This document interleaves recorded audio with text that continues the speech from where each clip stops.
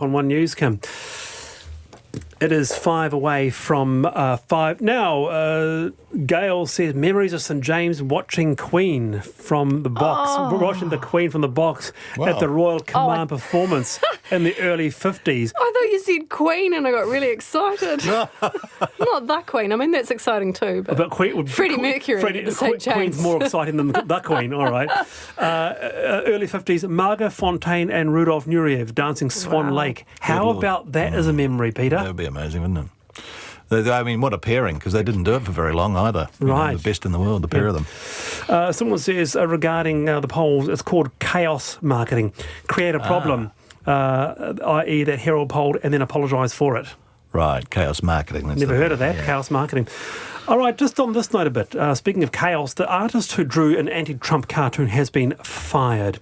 The cartoon showed the president looking down at the bodies of Oscar Ramirez and his daughter Angie, who drowned crossing the Rio Grande while trying to cross into the US. It's based on the shocking photo of the migrants that went viral last week. In the cartoon, there's a caption next to the president saying, "Do you mind if I play through?" Regarding the golfing term. Canadian cartoonist Michael D'Adda announced on Twitter Brunswick News have terminated his contract. However, the agency said in a statement that it was entirely incorrect to say they cancelled his freelance contract over the cartoon, saying it was instead they let him go because they were bringing back a former colleague to do the job. But Wes Terrell, president of the Association of Canadian Cartoonists, claims D'Adda was fired because Donald Trump is a taboo subject, quote unquote, for Brunswick News. The cartoonist says he's not a victim, but he's hurt he can no longer draw for local outlets. I can't imagine he'll be out of work for long, though. Peter, what's your thoughts? Well, the thing is, I mean, I remember Tom Scott, writing cartoons and so forth about Muldoon and so forth, and he was eventually banned from all sorts of things. So it does happen, but what it means is, of course, that it might be having an effect, that the cartoon is doing exactly what it should have done, and that's polarising people into some sort of political opinion. And if ever a country needed one, it's that country at the moment. This image, Nadine, the original photo, heart-wrenching, absolutely heartbreaking. It was all over the news. You can understand why D'Adda decided to do a cartoon about it, perhaps? Absolutely. And I think that's the beauty of cartoonists, right? That they, like most satirists, is that they can draw your attention to something without writing a 600-word op-ed. That's, in 2 seconds you know exactly what he was trying to say. How important is it for free press, for cartoonists and the like, to be able to write or draw what they want? Absolutely. Without imperative. Fear or without repercussions. It's absolutely imperative. It's freedom of speech, and it is genuine freedom of speech. And that idea that he's promoting, I think, is extremely valuable. Would I allow, somebody to put in a cartoon about ISIS? Well, probably you'd have to. But it's one of those things. If you've got one, you've got to have the other. Chris says, when I used to fly a lot, I thought the Corridor Club was great. At my local airport, I had my own decent breakfast, coffee-sized mug. Nothing better than sitting down before the flight to enjoy a decent cuppa and breakfast. So there you have it. Hey, it's been a great show. Thank you very much from Dean Higgins and Peter Elliott. Thank you.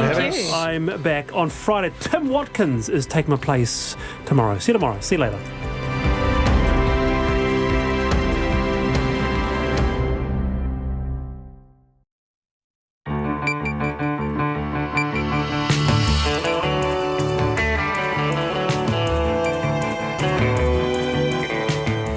Whakarongo mai koe ki te reo irirangi o Aotearoa. This is Checkpoint on RNZ National. I'm Lisa Owen. On tonight's program, where does a Supreme Court ruling about unsold quake houses leave thousands of Canterbury homeowners? The evening exodus is underway in Wellington, so how's it going after this morning's calamitous commute caused by a train derailing? And is this really all it takes to stop one of our biggest cities in its tracks? Taupō residents tie ho on the toilet flushing and water use as engineers work on a busted pipe that spewed sewage into the lake. Pooing agro geese have feathers in a flap at Auckland's Western Springs. Our Nita literally goes on a goose chase. And we check out a new netball tournament aimed at keeping more boys on the court. RNZ News at 5. Kia ora, ko Susana Leia taua tēnei. Most Wellington rail services are running again for the evening rush hour, but not as often as normal. They were out of action all day up to an hour ago because of a freight train derailment that damaged tracks and points last night. Metlink's General Manager Greg Pollock says it's still too early to tell what caused the derailment. It's hard to say. There are a number of reasons that could have caused this. Kiwi Rail will do a full investigation in due course, but we can't point to the causes at this point. So our focus has been on getting information out to consumers so that they can plan their travel. Metlink says services will be running to a half-hourly timetable on the Hutt and Kapiti lines, but some wider upper services still won't be available. Later this evening, Hutt and Kapiti trains will be replaced by buses while crews continue to work on repairs. The Transport Agency says there's significant congestion on state highways 1 and 2 out of the capital. The people of Taupō will have to keep observing water restrictions for another 3 to 5 days as the town copes with yesterday's massive sewage spill. About 80% of its wastewater spilled into Lake Taupō in an hour and a half when a water main burst and took out a sewer. The leak has been plugged and pumps are keeping the flow of waste from the affected pipes while plans for repair are drawn up. The Taupō District Council's Chief Executive, Gareth Green, says the townspeople's cooperation is essential. The more that people can reduce, and in particular in those peak times, so sort of 5:30 in the morning through to 9 o'clock, and then again in the afternoon from sort of 4 through to 7 o'clock. If they can reduce their water use through that time, it will really help us a lot. Gareth Green says indications are that residents are heeding the advice. No visible oil has so far been found on the water or the shores of islands just off the coast of Cape Reinga, but Maritime New Zealand says it's still investigating reports of an oil spill around the Three Kings group. Jessie Chang reports. Earlier this week, a fishing vessel reported seeing oil on fishing gear and on a small number of seabirds around the Three Kings. Maritime New Zealand DOC, the Defence Force and Ngāti Kuri are working together to determine the origin and extent of the spill. Bruce Barton of Maritime New Zealand says while no oil was seen in an aerial reconnaissance, crews will continue to investigate. Bad weather forecast for the next few days will make it difficult for aircrafts to reach the islands, but Mr Barton says the windy weather might help to minimise the impact of any spill. Ko Desi Chang tēnei. A refugee advocate says 38 refugees detained on Papua New Guinea's Manus Island have been resettled in the United States in the past 7 days. They join about 200 others from Manus who've been resettled in various parts of the US over the past 2 years. Ian Rintoul says in total about 580 people detained by Australia on Manus and in Nauru have now been transferred to the US and another 60 are in Port Moresby waiting to go. The transfers are taking place under a deal with the US to resettle up to 1,250 refugees from Australian offshore detention centres. About 500 remain on Manus and 300 in Nauru. Another 1,000 previously held in both places are now being detained in Australia. The Tourism Minister says the Chinese visitor market remains strong despite fewer arrivals. The latest figures from Stats NZ show the number of arrivals from China fell by 4% for the year to the end of April. However, Calvin Davis says forecasted growth is healthy, with more than 700,000 arrivals from China expected by 2025. Mr Davis says he asked Chinese officials about the drop during a recent trip to China as part of the Year of Tourism. We did ask them about that directly. They said that they didn't see any particular reason why the softening has occurred. We said, look, is there something that we are missing in terms of our marketing and that? And they said, no. They sort of re-emphasised what we said. It's probably just one of those things, but the long-term forecast is looking very positive. Calvin Davis says the softening is a temporary fluctuation, not a cause for concern. The Christchurch City Council says a water main that burst and flooded a busy intersection and nearby streets today has been shut off. The intersection of Cranford Street and Innes Road was covered in water, but traffic was able to keep moving through. The council says contractors are clearing blocked stormwater sumps before repairing the main. Two librarians in the Ruapehu district are bringing a love of reading to rural school children. Fiona Thomas and Libby Ogle started their own mobile library last year, and each month since then they've been ferrying a load of books to two isolated primary schools with no easy access to the Taupō library. Mrs Thomas says almost every child in both schools has signed up to the scheme. Oh, it's a buzz. It's just my thing, and I love kids anyway, and I love kids' books. It's just great to see their faces light up when when I'm bringing out a book that they really, really want. Fiona Thomas says they would like to expand the service to other schools and hope someone might come forward to donate a proper mobile library vehicle. It's 5:05. The Black Ferns are 2 from 2 at the Women's Rugby Super Series in the United States. They outclassed the hosts at 33-0 in San Diego after opening the tournament with a 35-20 win over Canada. The Black Ferns will face Six Nations champions France in their next match. Luke Jacobson says he blanked out for a little bit when he was named in the All Black squad for the Rugby Championship. The Chiefs flanker is one of 4 uncapped players in the squad for the first 2 games against Argentina and South Africa. He says he didn't expect his name to be read out. I thought I'd missed out on the selection because somebody told me that you're meant to get a call before, but I was like, oh, sweet as. I mean, I'm a bit gutted, but I'm still young, so still got plenty of time sort of thing. So, it was pretty cool.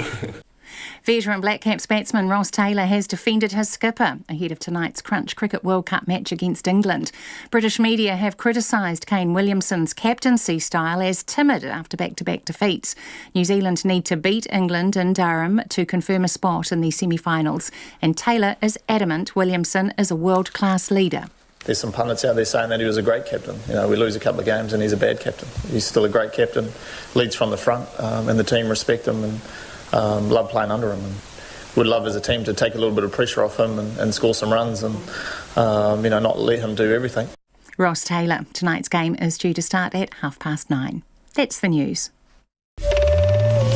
Off the rails. We do know that the Johnsonville line is running as normal, but as you're saying, there are no trains between Petone and Wellington or Melling to Petone. On the water. This year's been exceptionally dry out of the winter, and we're still reasonably busy. On the wing. These are not pet geese. They are beautiful, magnificent creatures, and I'm sure it'll look really good on someone's lifestyle block. On air from 6 till 9, Morning Report with Corin Dan and Susie Ferguson. Then on 9 to noon, the latest research into leaky home stigma, featuring important information for homeowners. And after 10, Alistair Fothergill, his latest collaboration with longtime partner Sir David Attenborough, is a sobering Netflix series and book called Our Planet. Join me, Lynn Freeman, and for Catherine Ryan on 9 to noon after Morning Report on RNZ National. Now the short forecast from Met Service to midnight tomorrow. For the upper North Island from Waitomo and Taihape northwards, including Bay of Plenty and northern Gisborne. Showers tonight, rain with heavy falls tomorrow, localised downpours possible, easing in the west later tomorrow. For the remainder of Gisborne and Hawke's Bay, scattered rain about southern Hawke's Bay, widespread rain developing tomorrow with some heavy falls. Taranaki and Taumaranui to Wellington, including Waited Upper. Heavy rain about the Tararua Range and Mount Taranaki, rain clearing Wellington overnight and easing in the west tomorrow. For Marlborough, Nelson and Buller, rain easing and clearing by this evening, mainly fine tomorrow. Canterbury, mainly fine, showers tomorrow afternoon. Otago and Southland, scattered showers, possibly thundery about the south coast tonight. Westland and Fiordland, showers, some heavy with possible thunderstorms, south of the glaciers until early tomorrow, then becoming mainly fine in Westland and northern Fiordland. Chatham Islands, cloudy, rain developing tomorrow afternoon. RNZ National with Indira Stewart is back at 5 a.m. tomorrow with First Up. It's now coming up to 9 minutes past 5. Thank you, Susanna. If you're just joining us, this is Checkpoint and I'm Lisa Owen. Thousands of Wellingtonians had commutes derailed today after a freight train went off the tracks last night. Around 20,000 commuters had to find alternative forms of transport into the city, with all train services cancelled from Porirua, Melling and Petone and the Waited Upper. Traffic was backed up 15 kilometres on State Highways 1 and 2 in the capital during rush hour this morning, with some unlucky commuters commuters spending up to 3 hours getting to work. Other would-be train passengers were forced to use social media to hitch a ride, squeeze onto buses that were in short supply, or simply give up and stay at home. One Wellington councillor described it as the Hunger Games of commuting. The evening exodus from the capital is underway, with some train services back online, and we'll let you know exactly how that is going shortly. But first, some commuters who were this morning stopped in their tracks.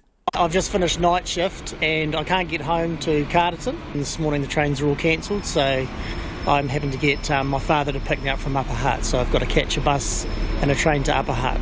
Normally they organise a bus replacement, but there's no buses going back today. Apparently there are buses coming over, but they're not returning people. Slow and annoying, I guess. Just got to wait for a bus. I turned up at the train station and they told us that there were no trains or buses, but that this kind man had donated his time to get us into town, and so instead of sitting cold on the platform, we got to listen to the radio in the bus, and he said there's outlets if you want to charge your phone, and kept us entertained and all the way into town. The trains to Wellington don't appear to be working, just the ones to Upper Hutt from Petone. In fact, I was meant to catch it at Nowranga, just one down there, but I was lucky enough to get driven here, so I can just catch from here to Trentham. On the way over here, we already saw all the traffic going into town. And for the latest, Greg Pollock from Metlink is on the line now. Good evening, Greg. How is things running right now? Oh, kia ora, Lisa. Look, the good news is that the first train has left the station about 15 to 20 minutes ago. So our two main lines through the Hutt Valley and up Kapiti Coast are now back working again. They will have less frequency than normal, and so we are working hard to try and get everyone home tonight safely. And that's about an hour after you had anticipated getting moving. What happened? Yeah, it was about 40 minutes after we had anticipated. We were awaiting clearance from Kiwi Rail to ensure the line was safe.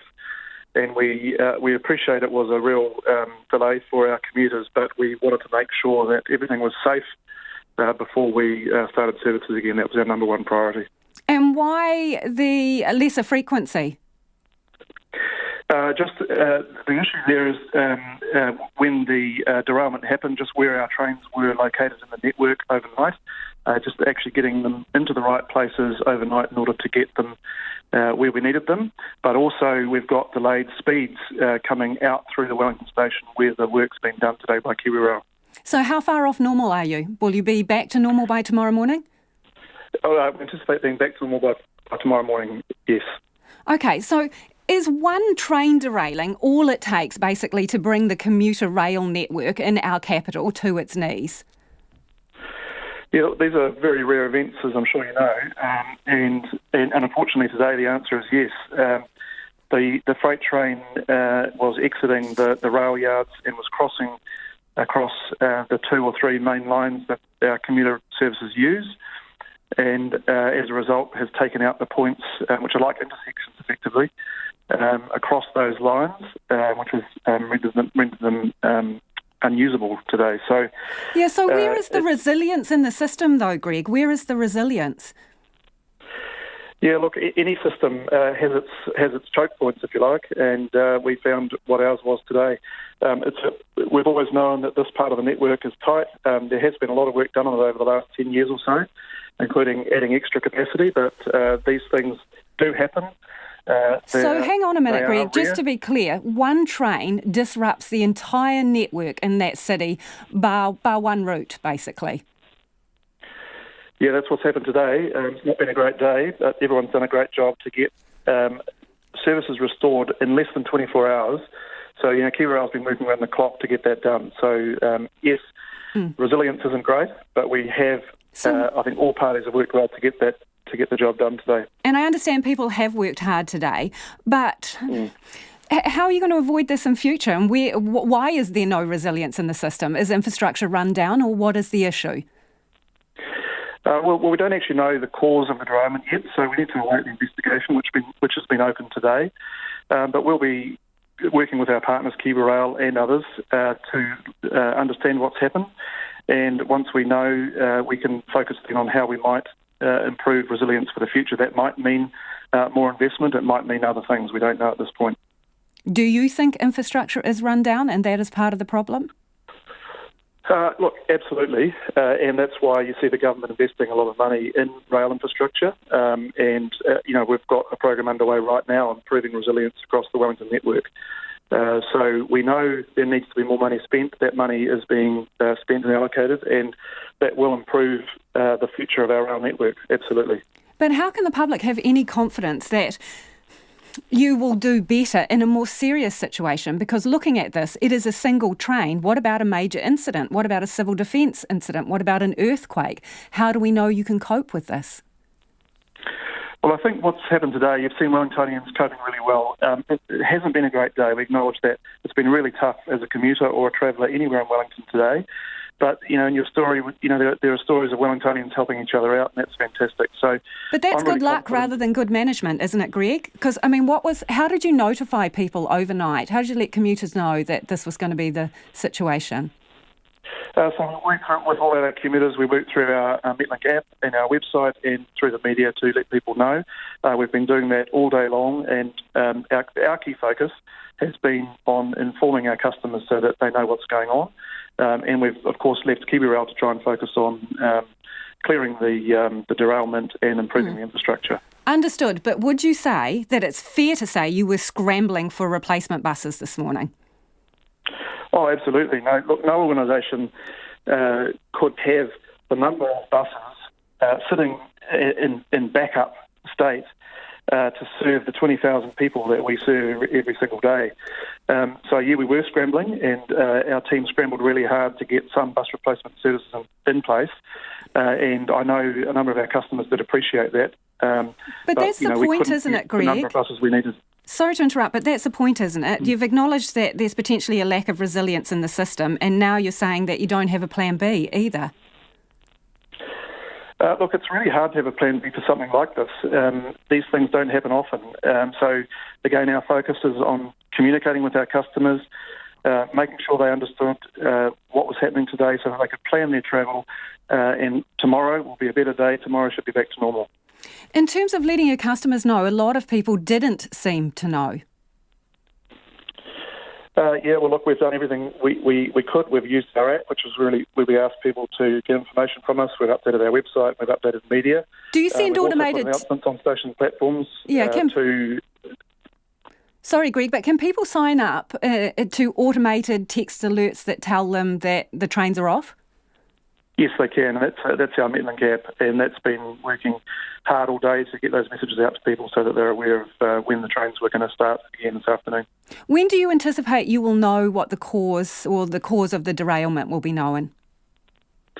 I can't answer that question, Lisa, I'm sorry. It could take perhaps weeks or even months, I don't know. But speaking to KiwiRail today, they said there's no obvious cause of the derailment, so it does need to be investigated thoroughly. Have you had any conversations with government today? Has the Minister of Transport or anyone like that been in contact? Not today, Lisa. I think tomorrow might be the day that those conversations start, but today we're focused on ensuring we can get everyone home safely tonight and ensuring that we get information out to our customers. And what would you say to the Minister of Transport? I think we need to understand what's happened first, and I would say to the Minister of Transport, we've got a great program here to invest in rail. Let's make sure we're putting it into the right places. I think we are, but there may be some lessons we can learn from this incident. Appreciate you joining us this evening. That's Greg Pollock from Metlink. And as you would have heard there, most of the trains are back online now, not running at the same usual frequency. It's about 18 minutes after 5 and you're with Checkpoint on RNZ National. If you're in the capital on your commute home, do let us know how it's going. Any hiccups, or is it an easy exodus this evening? You can text us on 2101, tweet us at Checkpoint RNZ, or send us an email, checkpoint@rnz.co.nz. A Supreme Court judgment released today could create a precedent for hundreds of Canterbury homeowners. Checkpoint revealed last year that at least 660 Canterbury residents had purchased properties after the 2010 and 2011 quakes, not knowing there was serious earthquake damage, often in the foundations. The on-sold owners do not qualify for a full payment from their private insurer. A Christchurch couple challenged that. They wanted the previous owner's insurance company, IAG, strategy to pay up and fix the house they bought in the suburb of Wainoni. But today, the Supreme Court ruled against them. So what happens to the on-solds now? Logan Church on the ramifications and who should pay. On-sold property owner and mum Georgie Hannafin knows the rough road to repairs all too well. That's left me with a property with a house that I'm living in with my 5-year-old that I paid $360,000 for, that has been quoted for resale at $197,000. So I'm in negative equity and up to my eyeballs in lawyers' fees. And the stress of that, Georgie's biggest asset has become her biggest liability. And that's what hundreds of on-sold property owners like her are fighting. Ruwen Shu purchased a house in Wainoni in 2014 and had the original owner's insurance claim on the house reassigned to him. He took his case to the Supreme Court, arguing IAG should compensate him to replace the home rather than just its indemnity value. But in a majority ruling released today, the Supreme Court ruled against him. It said the original policyholder had not intended to fix the house and IAG had no obligation to reinstate the home. Peter Woods of Anthony Harper Lawyers represents several on-solds, some with IAG. He explains what this decision means for the owner of a non-sold property. If that new owner goes to IAG will say, well actually yes, we accept liability for the indemnity value, which is the cost of just getting it back to as it was pre-quake, but not liability for the replacement cost to get it back to as new. And that could be hundreds of thousands of dollars different. But it only relates to that particular policy because a lot of the other insurance policies, the replacement cover wasn't conditional on the original owner doing the work. The courts use decisions like these to guide future decision making. Mr. Woods says while the impact of today's decision might be minimal, some homeowners will be nervous. It is a precedent, but it's quite limited, and actually the Supreme Court went out of its way to identify that it's quite a limited category of insurance policies it applies to. Homeowners who've purchased post-quake and then they found out there's defective repairs and the original owner was with IAG, they will be nervous, there's no doubt about that. Meanwhile, the Insurance Council's boss, Tim Grafton, welcomes today's judgment. It is just upholding what the law says, and the insurance sector abides by the law, and that's how we have proceeded with respect to these properties through the Canterbury earthquakes, by following the letter of the law. The government has also had its eye on today's ruling. Here is Andrew Little only a few weeks ago. The Supreme Court decision is so important to establish where liability properly lies. Is it a buyer beware issue, or should the insurance company who was responsible for the original repairs continue to be responsible even if the poor repairs are found later? And here is the Minister who was responsible for EQC, Megan Woods. We've been doing policy work, but we need to wait for the courts to come through with a determination in August. And we also did work determining what would be good cases for us to keep a watch on. After last week's cabinet reshuffle, Megan Woods is no longer the EQC Minister. That's now Grant Robertson, whose office did not respond to our interview request. A spokesperson said he had only had the portfolio for a few days. EQC Deputy Chief Executive Renee Walker says the Shu judgment released today will not affect the way EQC approaches its claim settlement process. She says EQC is working with the government to look at options for homeowners, such as Georgie Hannafin, who have a discrepancy in their entitlement. In Christchurch for Checkpoint, Logan Church. Taupō residents remain on alert tonight, heeding a request from the local council to restrict water use and flushing as engineers work to repair a broken water and sewer main. The pipe burst yesterday, pouring hundreds of thousands of litres of waste into Lake Taupō, and it's also started seeping into the Waikato River. The flow was plugged last night, and a number of pumps and sandbags is all that is stopping more sewage getting into the lake. The Taupō District Council says the help from residents is essential. Our reporter Andrew McRae is in Taupō. The sound of generators and pumps working flat out to make sure the town's wastewater, which includes sewage, doesn't end up in the lake like it did yesterday when a water main burst, creating a washout that broke a sewer line. About 800,000 litres of waste liquid ended up in the lake before it was contained. Lake Terrace, the road that leads along the lakefront and around into the main street, is closed to traffic and is likely to remain that way for some days. It's normally the busiest corner in the town centre, with a number of restaurants, cafes and other businesses, most of them reliant on passing traffic. That's now changed, with only foot traffic getting through. Greg Scherson owns the Waterside Cafe and Restaurant. He believes the road closure will have a substantial effect on his business. Normally it would be a busy time, but being the weather and all that sort of stuff, people usually at this time of year park and go to a place that's reasonably close. But our main car park's basically closed off, and as you can see, the road's closed off. He says there may be some benefits from all the work going on across the road. At our upstairs bar, the bar manager knows a few of the workers that were there yesterday, so they came for a couple of beers afterwards, but we were still down a good 25% on sales yesterday, and that's just with half a day of road closure, so it'll be interesting to see what today brings. Around the corner is Taupō Rod and Tackle. Dustin Harbinger says while he had a couple of customers this morning, business is very slow. They can't just park outside, so yeah, we're definitely going to feel this, I reckon. Is this time of year for the business normally quite busy? Now with the winter runs, all the fish run up the river, so we get a lot of tourists. I think it definitely could affect, our sales. Lisa runs Lisa's barber shop. She isn't as reliant as much on passing traffic as food places and is hoping her loyal customers will stick with her. They park around the side, they can park around the back, and they can park across the road there. Look at all those parks. It's empty.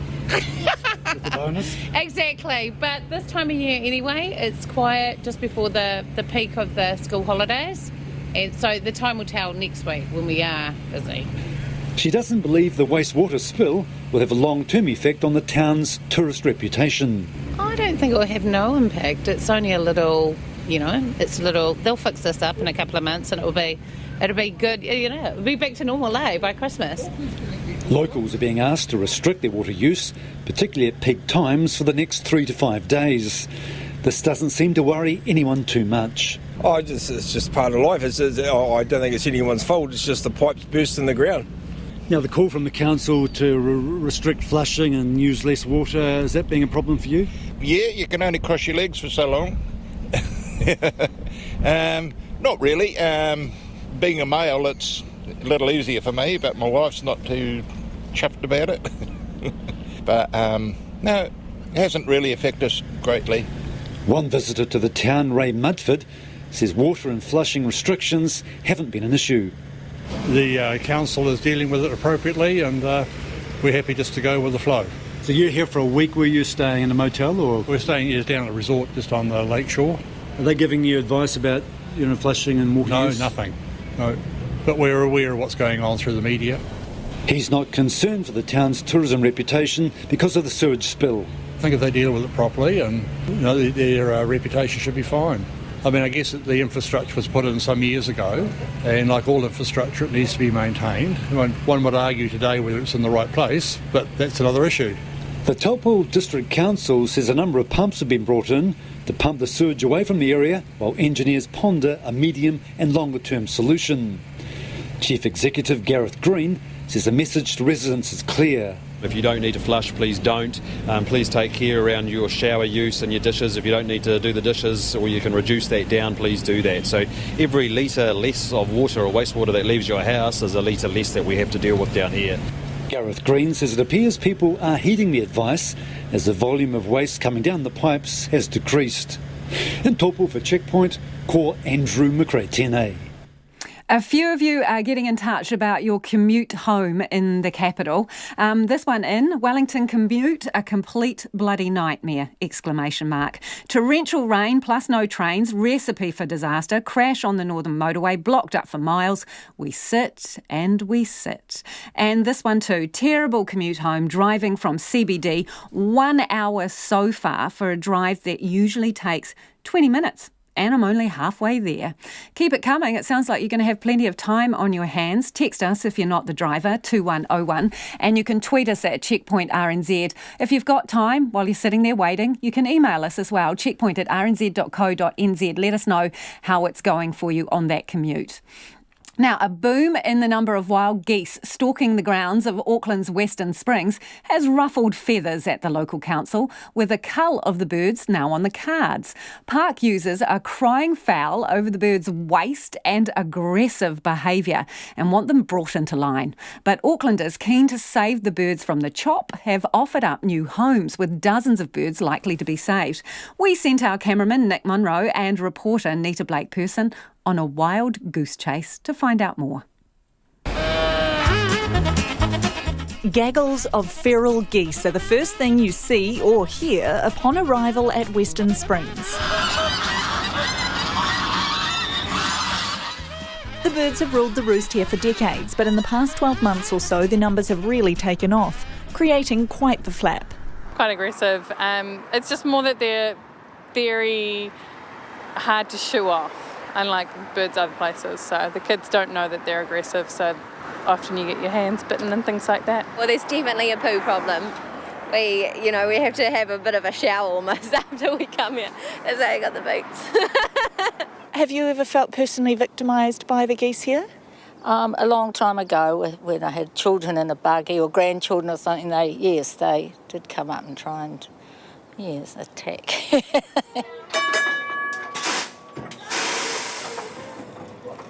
Dennis drives the trams around the park and is sick of them swanning around the tracks. Well, there's rather too many of them, and they tend to congregate around the track, which is not good for our tram running, and running to a timetable, very, very difficult. What problems do they cause? Well, we have to almost stop the tram so the geese find their own time to waddle out of the way. Walking through the park, it's a constant battle to dodge the plethora of poo all over the place. The geese eat up to 3 kilograms of grass a day and excrete 1.3 kilograms of waste. That's degrading the park's waterways, and the council is now having to clean the crap off the footpaths daily. Waitemata local board member Rob Thomas says the council's contractor, which was supposed to be monitoring the birds, has dropped the ball. He says the shaking of eggs, or cuddling as it's known, has been overlooked. The eggs have not been being cuddled by the contractors, and what that does is it prevents the births of the geese, and so there's been a boom in the population. But when Mr Thomas heard an Auckland Council officer's plans to cull the geese in 2 weeks' time to a more manageable number, he hatched a plan. Auckland, I need your help.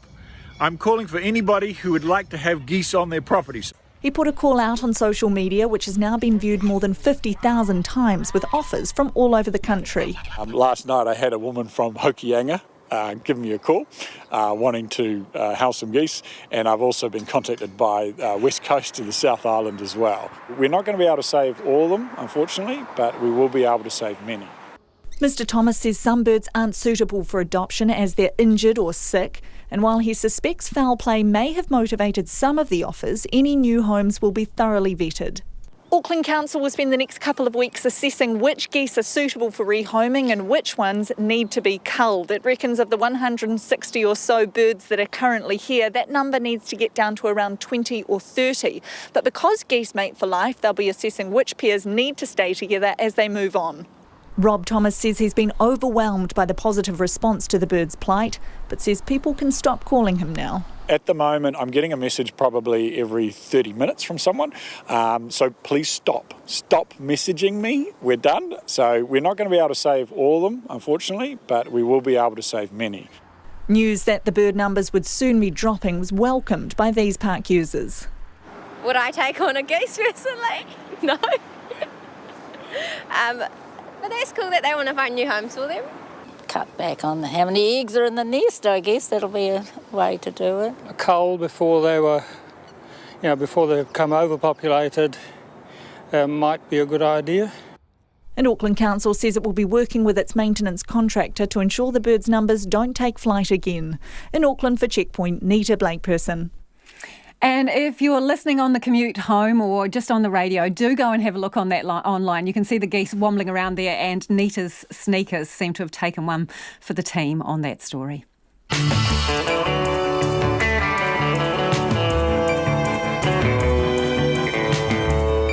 And coming up on on Checkpoint on RNZ National, public health experts join calls for Facebook and Google to do more to stop the spread of misinformation about vaccines. Investigations continue after a man fell into a suburban London garden from a plane, and counting down to one of the most crucial games at the Cricket World Cup.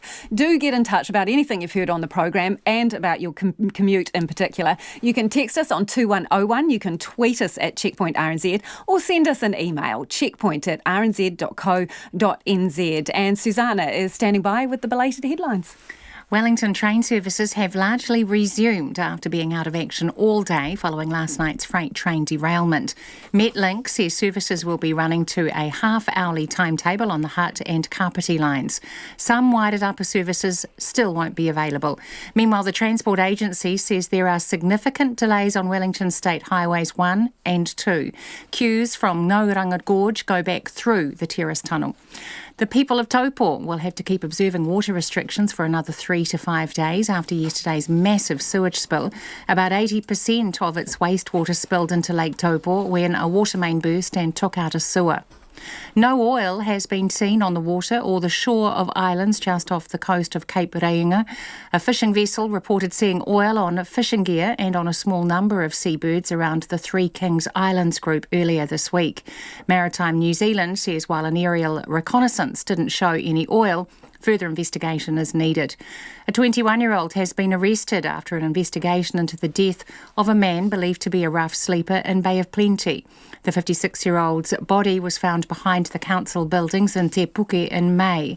The police say a 21-year-old Te Puke resident has been charged with reckless driving causing death. A refugee advocate says 38 refugees detained on Papua New Guinea's Manus Island have been resettled in the United States in the past week. They join about 200 others from Manus who've been resettled in various parts of the US over the past 2 years. Ian Rintoul says in total about 580 people detained by Australia on Manus and in Nauru have now been transferred to America. The transfers are taking place under a deal with the US to resettle up to 1,250 refugees from Australian offshore detention centres. Those are the latest news headlines on RNZ National. Another news and weather update at 6. Thank you, Susanna. This is Checkpoint and I'm Lisa Owen. Let's go to business news now with Giles Beckford. Hi, Giles. A big review, it seems, into how the Reserve Bank handled the CBL Insurance Group, and it's showing that, it could have done better, but in the end, it did all right, did things right? Well, yes, it was the report was commissioned by the Reserve Bank after some criticisms about how it handled the whole thing. So it got in a Wellington lawyer, Mary Sholtons, and an Australian actuarial expert with insurance industry knowledge, John Trowbridge, and asked them to review how it had handled the whole thing. Now, CBL Insurance, for those who don't know, was basically the company that was behind, for instance, building warranties. So if you took out a Master Builders Association warranty for your new home that was being built, CBL Insurance was more than likely behind that warranty. It was the one that was carrying the risk, was reinsuring and the like. So that's how important they were, although probably they fly under the radar for most people. In 2012, the company had to join in a new licensing regime for the industry. The Reserve Bank was the industry regulator. And even then, the Reserve Bank had some concerns and had heard some whispers about how strong the finances of CBL Insurance were.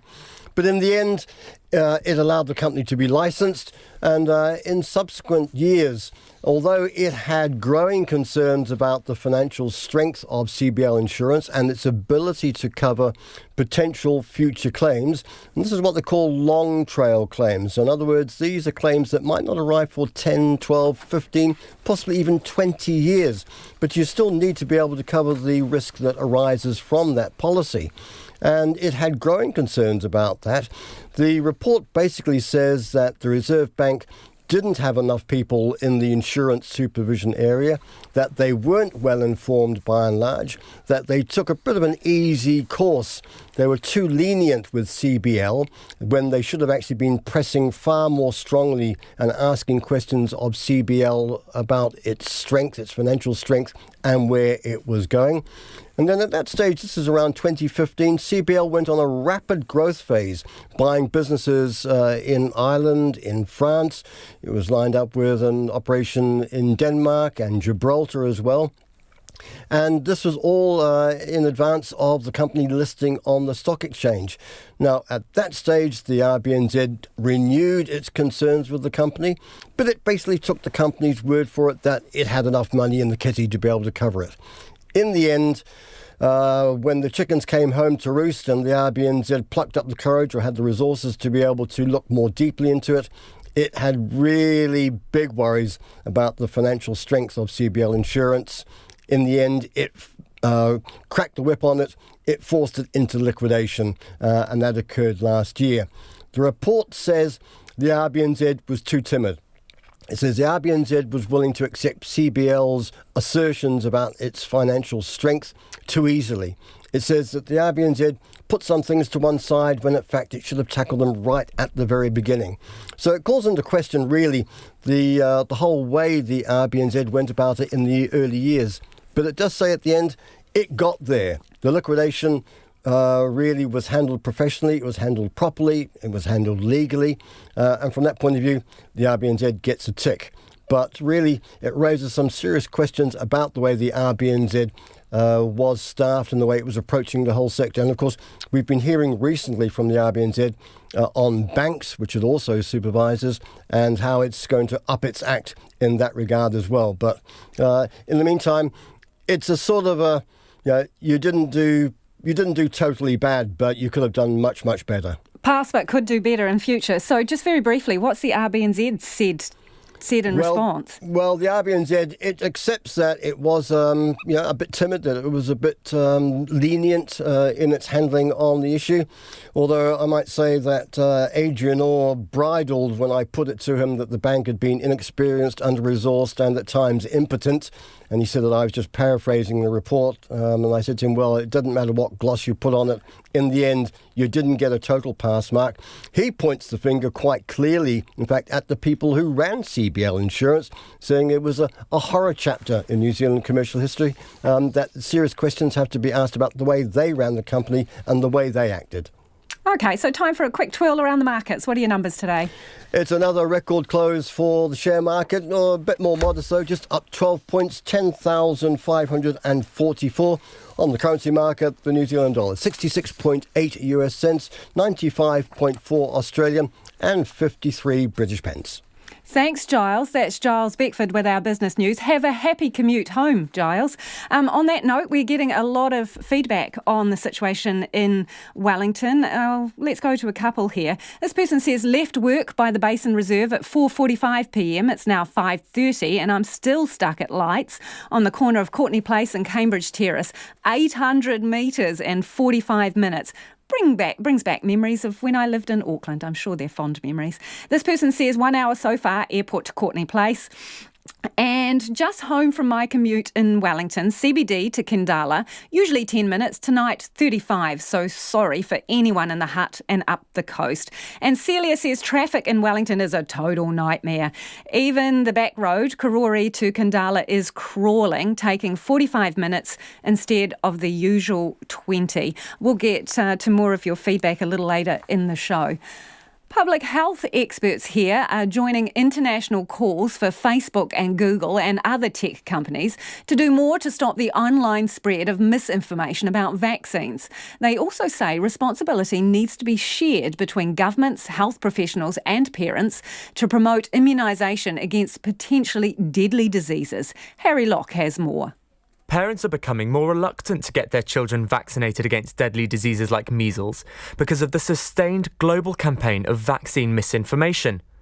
That's the conclusion of a new report put together by scientists from around the world. They want social media companies and search engines to take action over the spread of misinformation around vaccines. They also want tech giants to promote what they call robust scientific information that will persuade people to get vaccinated. The director of the Immunisation Advisory Centre at the University of Auckland, Dr. Nikki Turner, backs the call. I do think social media needs to pick up its act and become socially responsible. If we have public health programs with very clear science behind them that every country in the world and the international agencies support, then it behoves these social media companies to be responsible about the messages within them. The outbreak of measles in New Zealand this year has raised alarms about the number of people in the country who haven't been vaccinated. Dr. Turner says New Zealand hasn't had the infrastructure in place to ensure people get their vaccines. The major cause of low immunisation coverage is just our systems not working effectively to remind people and get them appropriate access. There is a small aspect of this, which is a small percentage of the community that has fears, lack of trust and concerns, and social media amplify those fears. And we really need targeted support to those communities. The report also calls on politicians, health professionals and parents to take more responsibility for getting people vaccinated. In particular, they want governments to back laws making childhood vaccinations compulsory. But a parenting columnist, Emily Wright, is cautious. I do think that that we need to do more to get the vaccine rates higher than they are, but I think that there are ways that we can do that without legislating it right now. But I do think that it's something that, the Ministry of Health and others need to really carefully consider. NetSafe Chief Executive Martin Cocker says it's not always straightforward for the internet companies to take a stand on such hotly contested arguments. Certainly if there's universal acceptance of something as being harmful, think of child sexual exploitation material or suicide-promoting content, then it's much easier for the internet companies, the multinationals, to take action against that. Wherever there's a debate in society, whatever that is, and as soon as they take a position, then they will be in trouble with the other side and they will be fighting against the other side. And it's really important that when we ask them to do that, we fully back them. Whether internet companies will respond to the call is yet to be seen. For Checkpoint, Harry Locke. And police in London are still trying to identify the man who fell into a suburban garden from a plane after stowing away in the landing gear compartment. Officers believe the man snuck onto the Kenya Airlines aircraft at Nairobi Airport on Sunday. He fell to earth just a metre from an unsuspecting Londoner who had been sunbathing. The BBC's Lucy Manning has the story. The man fell thousands of feet into a garden in Clapham, a small crater visible. It's a desperate act to stow away on a plane, and he didn't survive. The body, described as an ice block, just missed a man who was sunbathing in the garden. Neighbours are reported to have said they heard an almighty bang and that a man had fallen from the sky. The man who was sunbathing in the garden has been left badly shaken by what he saw and the narrow miss that could have killed him as well. The Kenya Airways flight left Nairobi on Sunday morning at 7:19 British time at the start of a 9-hour, 4,000-mile trip. It was at 3,500 feet when the body fell. The plane flying over Offerton Road at 3:36 and landing at Heathrow just 6 minutes later. This has happened in the past. I've heard about it happening in Richmond. So it's just happened here. It's quite frightening. It's happened so close as well.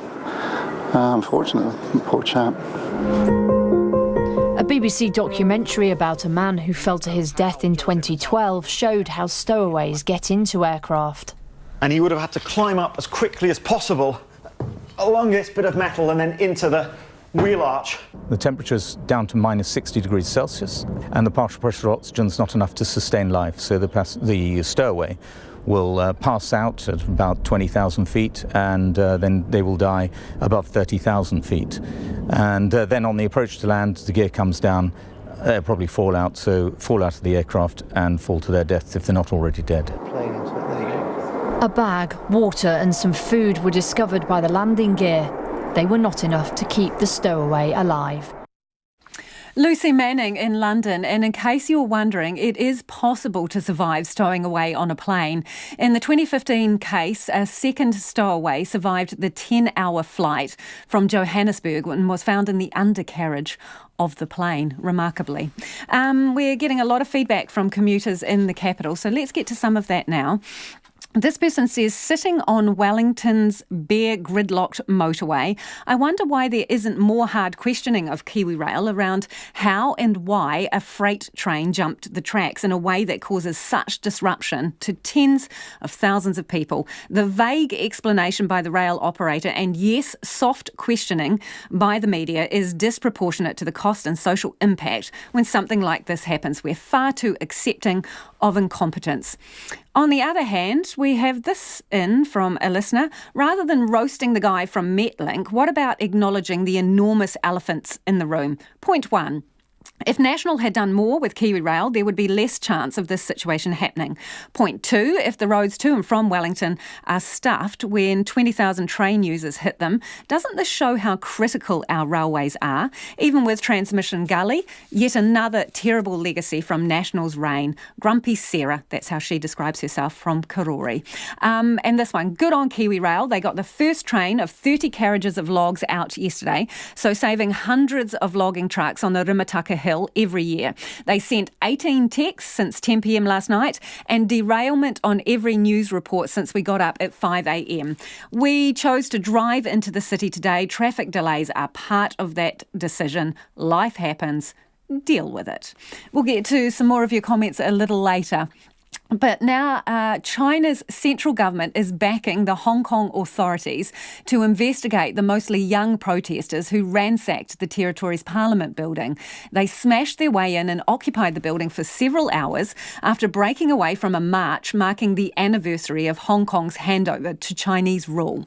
The Chinese government now says it is shocked, indignant and has strongly condemned the vandalism and what it describes as excessive violence. It says Hong Kong's rule of law has been challenged and its peace undermined. Here's the BBC's Rupert Wingfield-Hayes in Hong Kong. Today, Hong Kong's parliament is a crime scene, cordoned off with police tape. The question now, what will the Hong Kong government do to those who caused this destruction? These scenes have left this city stunned and divided. I met with one of the young men who stormed the parliament on Monday. He is unrepentant. We should use even more violent means to gain more bargaining power. However small the chance of winning, we are fighting for our future. If we can't get these basic things, then Hong Kong is finished. China's state television called on the Hong Kong authorities to investigate what it called the criminal responsibility of violent offenders for serious illegal actions. While some are vowing to stay and fight, others like Ken Liu and his wife are choosing to leave. They are planning to go to Malaysia. The rent on their little shop keeps going up.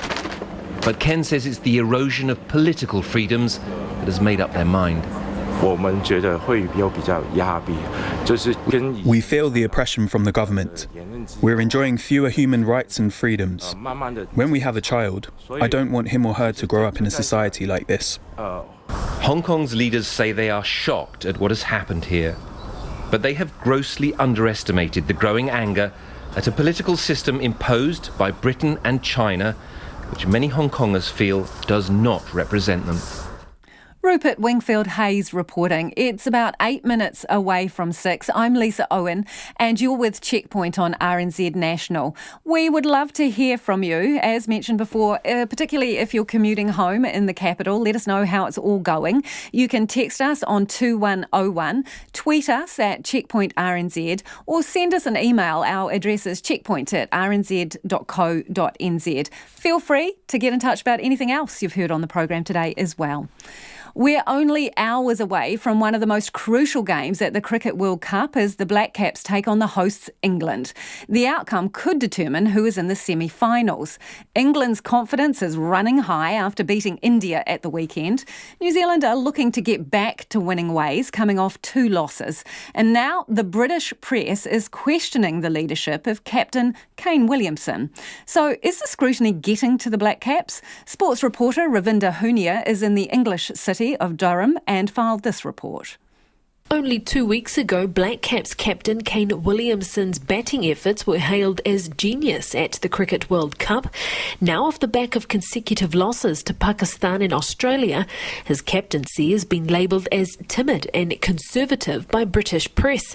But veteran Ross Taylor says they aren't buying into the tabloids. Kane is a fantastic world-class batsman and a world-class captain. You know, the last couple of matches, there's some pundits out there saying that he was a great captain. We lose a couple of games and he's a bad captain. He's still a great captain, leads from the front, and the team respect him and love playing under him. The Black Caps started the tournament with a hiss and a roar, winning 5 matches in a row. Now, after 2 losses, the side find themselves in a must-win match against host nation England to secure a semi-final spot on their terms. But English captain Owen Morgan believes that's not at the fault of Williamson. Kane is an extremely good leader. I played with him at Hyderabad in the change room there. He wasn't a captain at the time I was there, but he certainly is an impressive leader. The way he goes about his business is extremely admirable. He's a quality cricketer who is extremely humble and open to learning all the time. New Zealand can take confidence from their recent record of success over England. In their last World Cup encounter, they beat England in a historic win, reaching a target of 125 in only 12 overs, something Morgan describes as rock bottom for England. But after a blockbuster win over India at the weekend, England are the clear favourites, and despite an almost definite semi-final spot, Taylor says this match is a must-win. It was quite a tough wicket at Lords, but we definitely haven't got the momentum that we would have liked in the last couple of games, but tomorrow's a different story against different opposition. We know we've played England a lot over the last little while, and looking forward to hopefully different conditions than the last 2 matches that we've had to play on.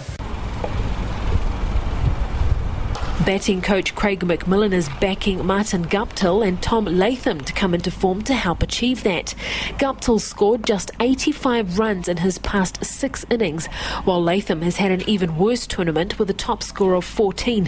McMillan says he doesn't question their ability though. Guptill averages over 42 in ODI cricket, the leading run scorer at the last World Cup. One thing you notice about World Cups and tournament play, you have fluctuations in terms of form throughout a tournament, and you just got to ride with that. Obviously both those players are a touch short on runs, but we know, and I think we're quite excited by the fact that we haven't quite clicked as a batting group yet, but we're still at this point in the tournament. We've got 1 game left, we win that, we know we're dead certs for the semi-final, and at the start of the tournament the goal is to get to the semi-finals, because then anything can happen. A win against England and New Zealand reached their goal of making the final 4 on their own terms while regaining some much needed momentum. A loss means other results will determine the Black Caps Cricket World Cup destiny. Mo te ho tako te ahi pōnei, ko Ravinda Hunia tēnei. And sticking with sport, our regional Netball association will run a secondary school tournament for boys in September as a way of keeping more of them involved in the sport. Other associations are also trialling mixed leagues and beach netball to bridge the gap from intermediate school to men's level netball. The increasing interest from boys comes as the New Zealand men's team are riding high after playing their first televised match against the Silver Ferns. Joanna McKenzie reports. 3 cheers for NZ men! New Zealand men, 3 cheers for the Ferns! The Silver Ferns and the New Zealand men's team celebrating after a hard-fought match. Commentators, the Silver Ferns coach and players have all said the game was incredibly important. Here's captain Laura Langman in the post-match huddle. Couldn't have asked for a better threat. We really appreciate you guys taking time off work, coming in and giving us a hard tussle show.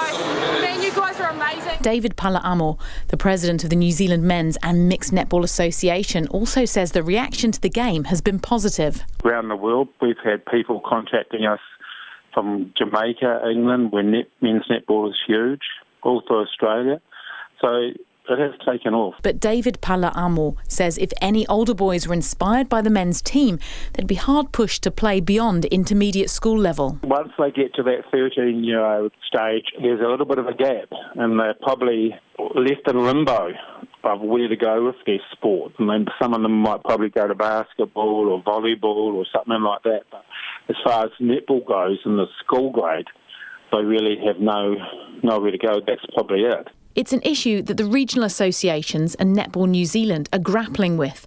Chris Gunn from Netball Manawatu says boys' participation has increased and they want to capture that enthusiasm for the game. For us, we'll be running a secondary school boys competition, and that's to really, I guess, give more boys an opportunity to be involved in netball and in the playing capacity, because obviously we already have, as many centres, lots of males, umpiring, so there's another part of the puzzle.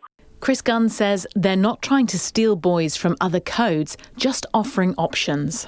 From there, we'll be able to better ascertain the numbers, that are around within that secondary school space, and then we'll be able to put together a, follow-on sort of competition or league that they can be a part of. Ruth Stanley from Netball New Zealand says keeping boys playing netball is an important part of its youth programme.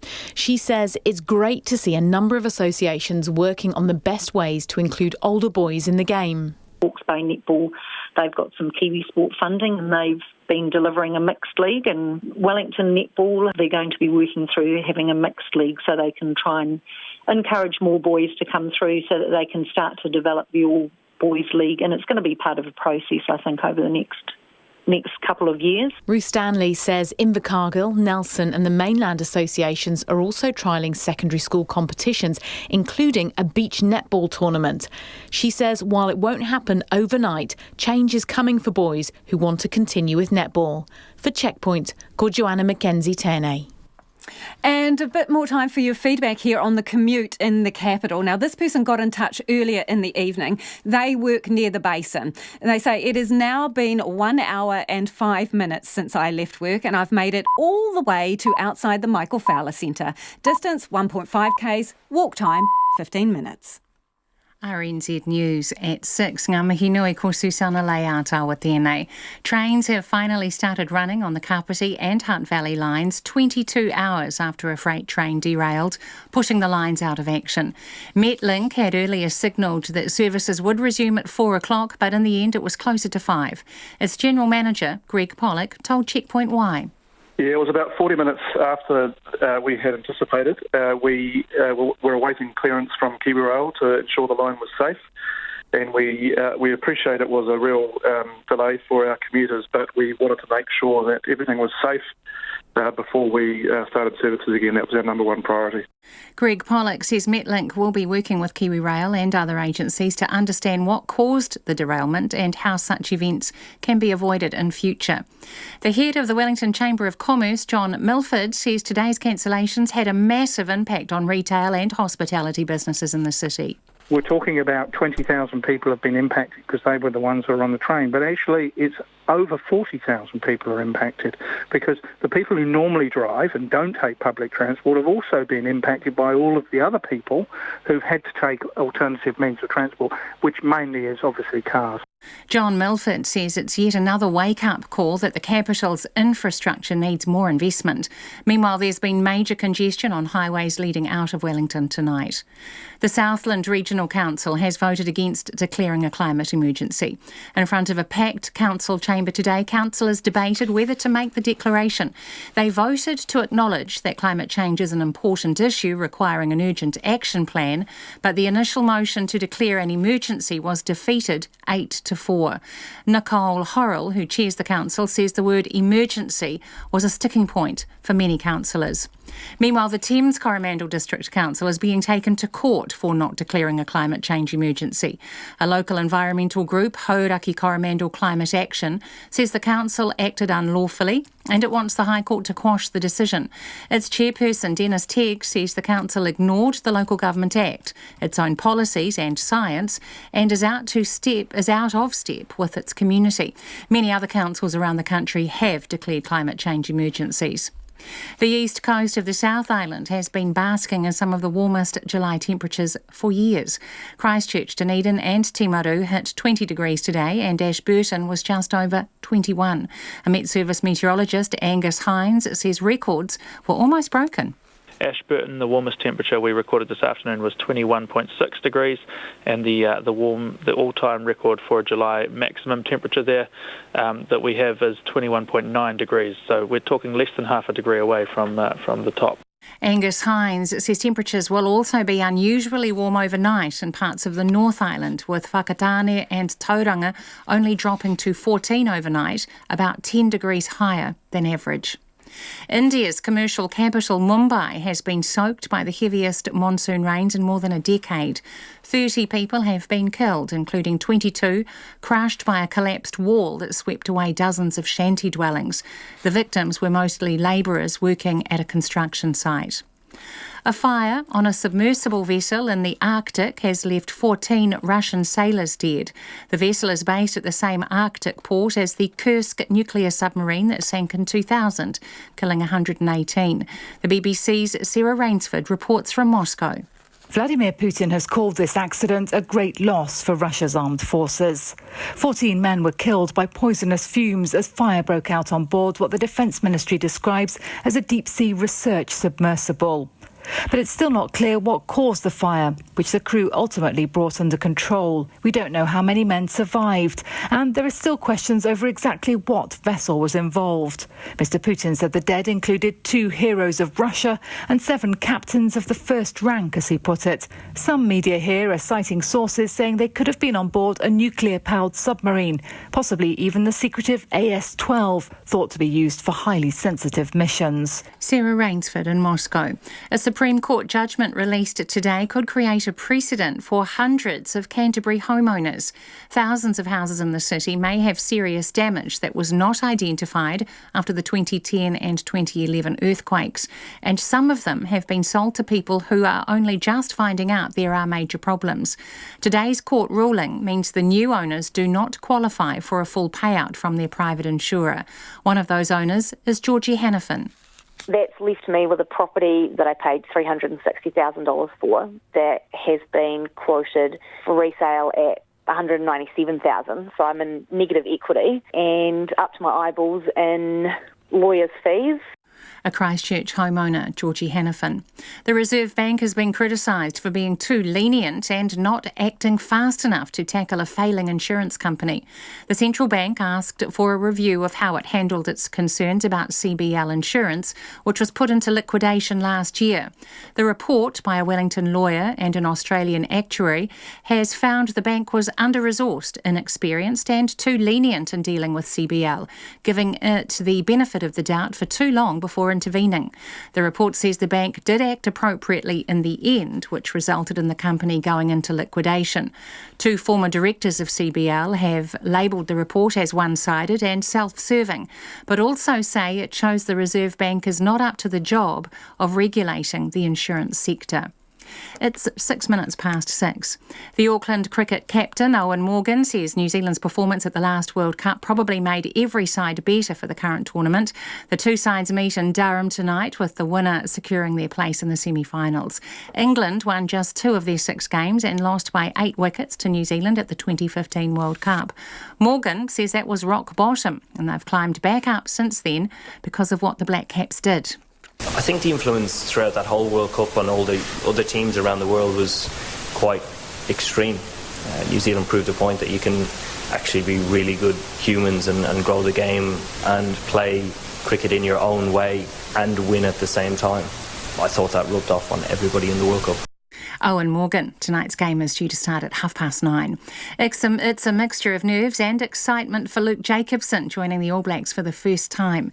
The Chiefs flanker has arrived in camp in Auckland after being named as one of 4 uncapped players in the squad for the Rugby Championship.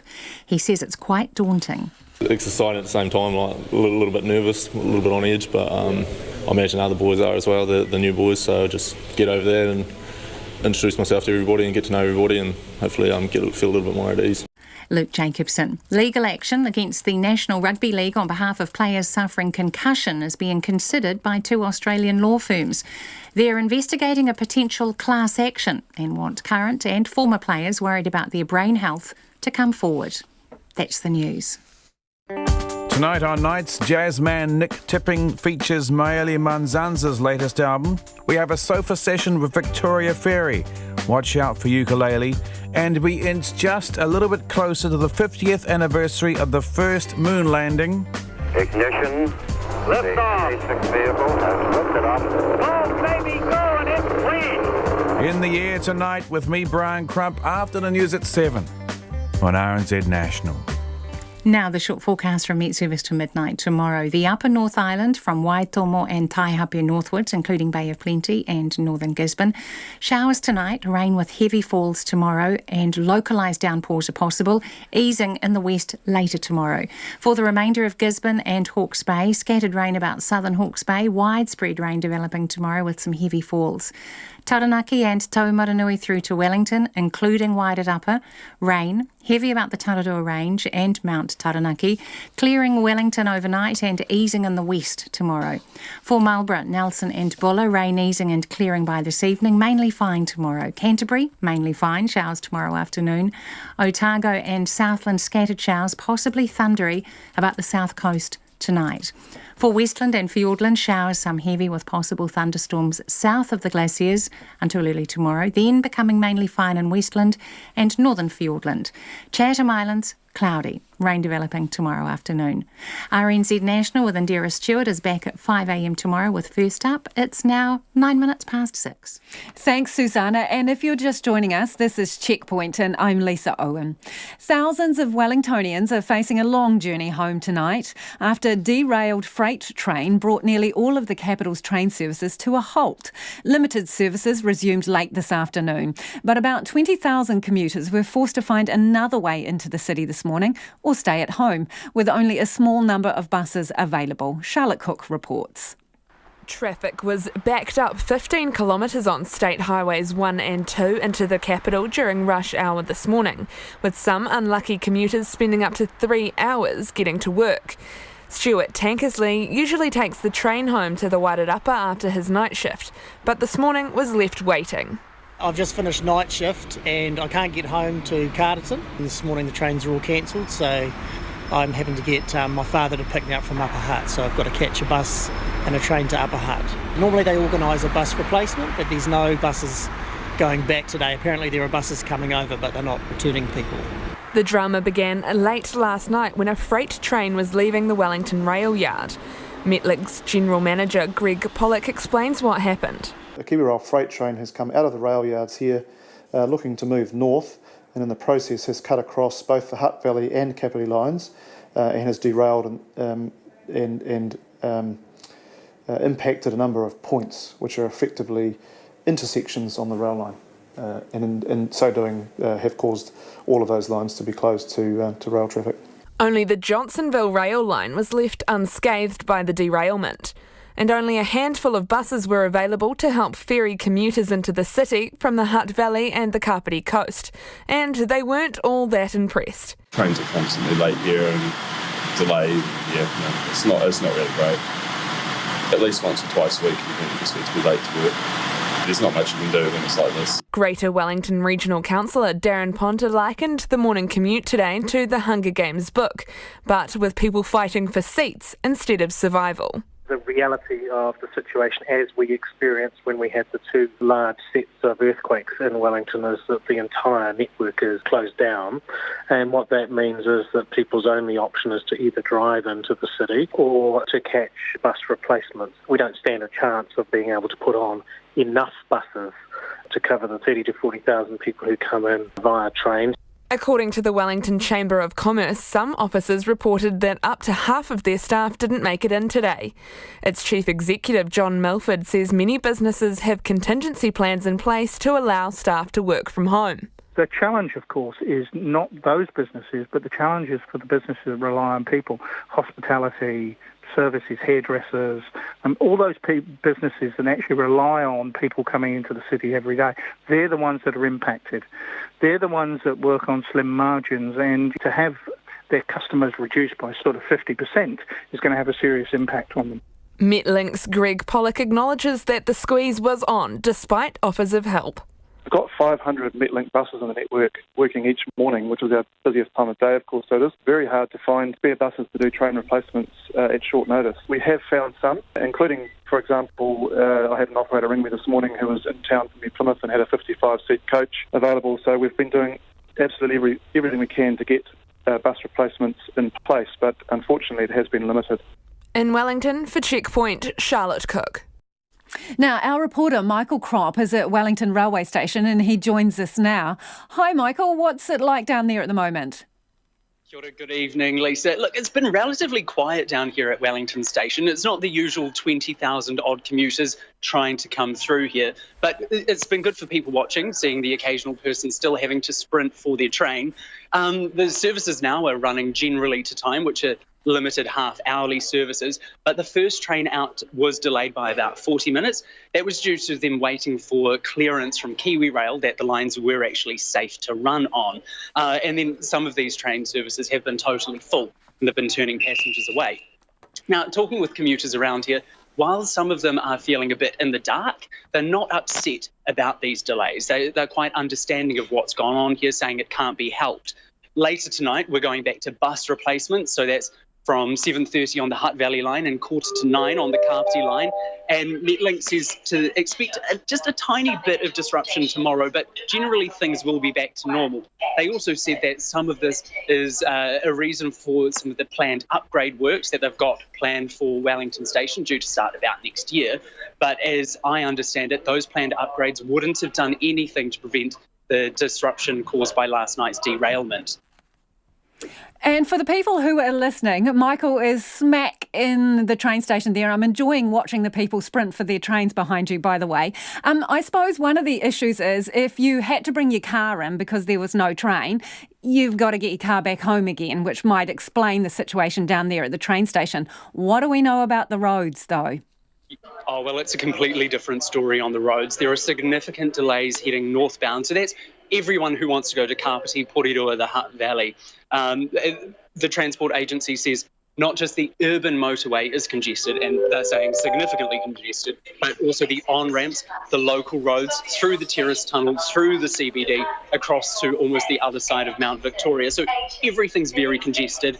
And in addition to that, it's been very wet. The visibility has been quite poor at times, making it quite hazardous to be out on the roads.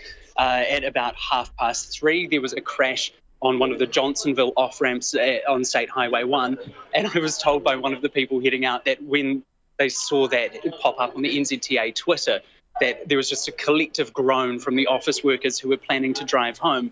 Now, this all comes off the back of NZTA advice to avoid travelling between 3 and 6 o'clock today.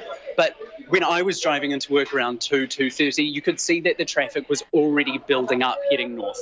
So delays have been inevitable. But despite that, I understand Checkpoint is getting some feedback from commuters who are terribly frustrated and upset at the slow drive home they're having tonight. Well, I'm hoping, Michael, thanks for joining us, that it will be a much easier route home when you head off later this evening. Thank you for that. That's Michael Kropp, who's been down at Wellington railway station. As he mentioned, we are getting a lot of feedback from you. Let's get to some of it now. Louise is telling people, come on, these people complaining should settle down. It's bucketing down in Wellington. The traffic would be hideous anyway, and the trains are once off. It's not like we sit in traffic every day like the Aucklanders do, says Louise. Peter's got in touch to say the Wellington derailment presented a lot of problems for a lot of people. Solutions? ?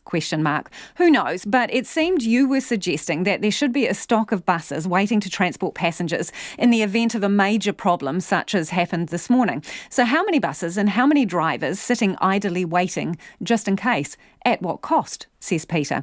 But on the other hand, Terry has got in touch and said, good evening and thank you for the interview with the chap from Metlink. As many Wellington train users will tell you, Metlink have no interest in proactive management. Each commuter train journey is all about luck. I spend 2 hours a day on Metlink trains and it's not fun. Thanks for getting in touch, Terry. And Rachel has also messaged us saying, hi Lisa, bet some of those people driving cars can see the benefit of commuting by bike tonight. I'm expecting the hubby will be home the same time as usual on his e-bike this evening. He'll be passing all those parked cars on the road. Rachel, I can just hear the smile in your text. Thanks for your feedback. It is 17 minutes after 6 and you're with Checkpoint on RNZ National. Keep it coming. Text us on 2101. or tweet us at Checkpoint RNZ. Let's head offshore now. Donald Trump has abruptly backed down from his standoff with the Supreme Court over the US census. The Trump administration wanted to include a long contested question on citizenship in next year's census, but the Supreme Court ruled against that. An infuriated Mr. Trump has now vowed to delay the census. The ABC's Gavin Coote reports. Is this person a citizen of the United States? That very question may seem like a simple one to pose in the country's census, held every 10 years, but many don't see it that way. Letitia James is New York State Attorney General. This single question about one's citizenship status could have a substantial undercount in next year's census, particularly of non-citizens and Latinos. It could have driven millions in New York and numerous other states across the country into the shadows. The last time a citizenship question appeared in the US Census was in 1950. President Donald Trump's move to revive it sparked a heated legal battle, with critics arguing it was racially motivated and designed to benefit the Republicans by skewing the census results. Let freedom ring! Count me in! Let freedom ring! Count me in! This hit a hurdle late last week when the Supreme Court blocked efforts to include the citizenship question, saying the Trump administration's motivation for the question seemed contrived. This led President Trump to ponder delaying the census so the question could be added. But they spend billions of dollars on the census, and you're not allowed to ask. You go knock on doors of houses, check houses, you go through all this detail, and you're not allowed to ask whether or not somebody is a citizen. So you can ask other things, but you can't ask whether or not somebody's a citizen. So we are trying to do that. We're looking at that very strongly. But overnight, this all changed. In a statement, the Commerce Secretary, Wilbur Ross, said he respects the Supreme Court but strongly disagrees with its ruling. The Census Bureau has started the process of printing the decennial questionnaires without the question. My focus, and that of the Bureau and the entire department, is to conduct a complete and accurate census. Some aren't happy with this backdown. On Fox News, former acting director of US Immigration and Customs Enforcement, Thomas Homan, remained adamant the census should include the citizenship question. I think the American people need to know how many people are in this country legally. Right now, everybody says it's 12 million. They've been using that 12 million number for over a decade. Right. We all know it's more than that. United States Studies Centre senior lecturer Dr. David Smith says the backdown is potentially a very important moment in American politics. He says the citizenship question was always designed to bolster Republican control. The fact that non-citizens are counted in the census and the fact that census districts are apportioned according to how many people rather than just how many citizens live in a particular place means that even though non-citizens can't vote, they are still represented and resources are still apportioned to them properly. So the reason why the government's backed down is because they didn't have a really good reason. And that's Dr. David Smith from the United States Studies Centre at the University of Sydney ending that report. Taupō residents will have to restrict their water use for up to 5 days as the town copes with yesterday's sewage spill. About 190,000 litres of wastewater spilled into Lake Taupō in an hour and a half when a water main burst and took out a sewer. The leak has been plugged and pumps are keeping the flow of waste from the affected pipes while plans for the repairs are drawn up. The Taupō District Council's Chief Executive, Gareth Green, told our reporter Andrew McRae that it could take weeks or months to get a long-term solution in place. So look, we're still working to contain the situation basically. We've got a temporary solution in place with pumps to pump the sewage away from the affected area. So that's continuing whilst the team are working on a medium and a longer term solution which will involve a whole lot of earthworks, new pipes and things like that. So it is going to be days to get a temporary solution in place. So we're asking people to keep conserving water in the meantime, and then unfortunately it will be weeks or months to be able to get the long-term solution in place down here. So that conserving water, you're talking 2 or 3 more days for that? 2 or 3 more days. So really asking people, if you don't need to flush, please don't. Please take care around your shower use and your dishes. If you don't need to do the dishes or you can reduce that down, please do that. So every litre less of water or wastewater that leaves your house is a litre less that we have to deal with down here. the more that people can reduce, and in particular in those peak times, so sort of 5:30 in the morning through to 9 o'clock, and then again in the afternoon from sort of 4 through to 7 o'clock. If they can reduce their water use through that time, it will really help us a lot. Is there any indication people are heeding that advice? Absolutely. Look, indications are that particularly yesterday and last night, the volumes definitely decreased through the pipe, so we thank people for that. Obviously, when the pipe first ruptured, every bit of wastewater that normally goes through the pipe was going straight to lake. So at that point, it was a total no flush message. That's reduced now, and it's just a let's keep it to a minimum so that we don't have to, every litre that we don't have to pump out of the system is a better litre. How many pumps have you got operating down here? So we've got 3 or 4 going at the moment, the biggest that the country has. We've had them shipped in from all around the North Island, and we've got another 1 or 2 arriving this afternoon. So what's the maximum number of pumps you could use down here? We're pretty much there now, so somewhere between 4 and 5 into the hole that we've dug, and the hole into the pipe. We're pretty much at capacity at the moment, and again that is coping now, and it did cope through this morning's peak. So the morning peak is always the biggest, so we're pretty confident going forward, and we've got some backup generators in case something goes wrong. Any further ahead on why it happened? Not really. So the pipe was less than 20 years old and has a 100-year expected life expectancy, so a very young pipe, and a pipe that is otherwise in very good condition from the inspections the regular inspections we do of it. So it's had to have had some earth movement around it, so some slumping or earthquakes or vibrations which has caused a rupture. Unfortunately, with our pumice soils, the moment that a pipe ruptures, you don't know about it for a long time because the water goes down, and then when you do, it basically collapses, and that's what's happened here to cause the landslide, which has then caused the wastewater pipe to blow out as well. Is there any chance at some stage, while the pumps are operating here and all that you can open one lane of the road here? Unfortunately, it's probably going to be some time before we can open the road. The wastewater pipe is likely to have to be relayed in a new place in the actual road carriageway itself, so it's likely to be open for some period of time. We're trying to minimise that, of course. The businesses all around here are suffering because they haven't got their passing trade, so very conscious of that. We're trying to talk with those businesses all the time and keep them updated, but we'll do it as fast as we possibly can, but it will be days, if not weeks. Because all the businesses here, mainly food related, reliant on passing traffic. Definitely reliant on passing traffic. So as you see around you, we've still got pedestrian foot traffic, but not having the ability for people to drive past is definitely impacting on these businesses. Will compensation be thought about at some point? Look, that's a discussion for another day. At the moment, we're just concentrating on trying to stop any more wastewater from entering the system, and then we've got the experts in town as we speak looking at the site along the lake and looking at what needs to be done or what can be done to try and clean that up. That's Taupō District Council's Chief Executive Gareth Green speaking to Andrew McRae. The Silver Ferns' quest for World Cup glory officially kicks into gear tonight as the team leaves New Zealand, bound for the tournament in England.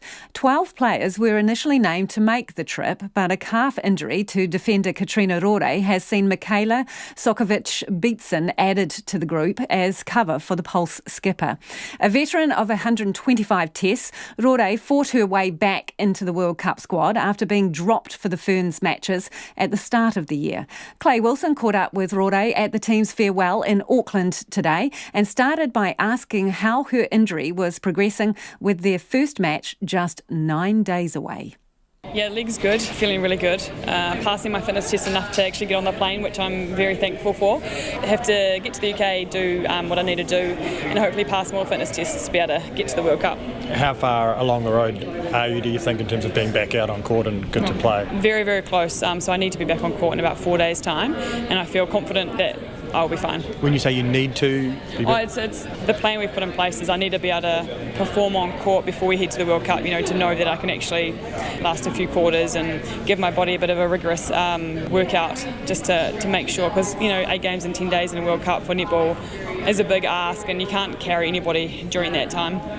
Take me back to when it happened, and I guess you've had your challenges over the last couple of years. Has that helped in a way? Prepared you better to be able to deal with this? Yeah, I feel like probably mentally more than anything, it's another barrier, another stepping stone that you go through in your sporting career. But I'm not going to lie, it has been tough. You know, making a World Cup side after being dropped, then having this kind of cloud over it as well is pretty tough. But I'm very lucky that this group is unreal. And Mickey, who's come in as, you know, we're the 12th equal player, you know what I mean? So she is unreal and supported me so much, and then hopefully I've been supporting her, and so whoever goes will be doing great for this side. Yeah, do you feel like having something like Michaela come in and the depth you've got in the squad in general puts you at ease a little bit? I know you want to play, but I guess you want the team to do well as well. Yeah, I'm all about the team. It's got nothing to do with me. If I get there, then I will be stoked, but if I don't, then the team are in absolutely great hands with Michaela, and the side is unreal. What was it like being on the sidelines and playing a role like that last week? It's terrible. The first couple of days were okay, and then it just got a little bit harder, you know, watching 4 games in a row when you really want to play, especially those historic games against the men. That kind of game is what I love and thrive off, but everyone played so well, and I think it showed New Zealand how far we've come and how much we do for each other and how much we want to win. Yeah, I really hope it's showed New Zealand that we're a very skillful side and we're very proud to be here and represent our country, and hopefully that means that everyone's just going to get behind us. In terms of expectation, how do you feel speaking to your family, to friends, to people you run into on the street? What sense do you get from people about what they're expecting of the team at the tournament? I feel like before the Canterbury series, people were a bit unsure and not sure what to expect, but I feel like now we've played that series and people are seeing what we can do, and there's like this nice, quiet, confident buzz around. People are like, oh, they actually potentially will do quite well, and I think that's good for us. That's what we need as well. We're confident in ourselves, and having New Zealand confident in us too gives us that little bit more of a lift. I guess, how do you approach these next couple of weeks leading into the tournament, trying to get your leg right, trying to get fit? How do you attack it and try and get the best possible result? I feel like for me, I just have to be positive about it. I have to know that I'm going to be fine and tick all the boxes. So this travel plan, everything is laid out, and I just have to follow everything as much as I can, and that way I know I've done everything I can to get on the court. But yeah, it is a tough space to be in. I'm not gonna lie about that. But I want it pretty badly. But either way, I just want this team to be successful. And that was Katrina Rore speaking to Clay Wilson as the team departs tonight for the Netball World Cup in England. Thanks for joining us this evening. Don't forget you can go online. Do check out Nick Munro and Nita Blake-Person's piece. They are our intrepid geese wranglers. You might need a little bit of a giggle if you've had a long commute home, and trust me, if you watch that, you'll get one. We will be back again tomorrow. See you then.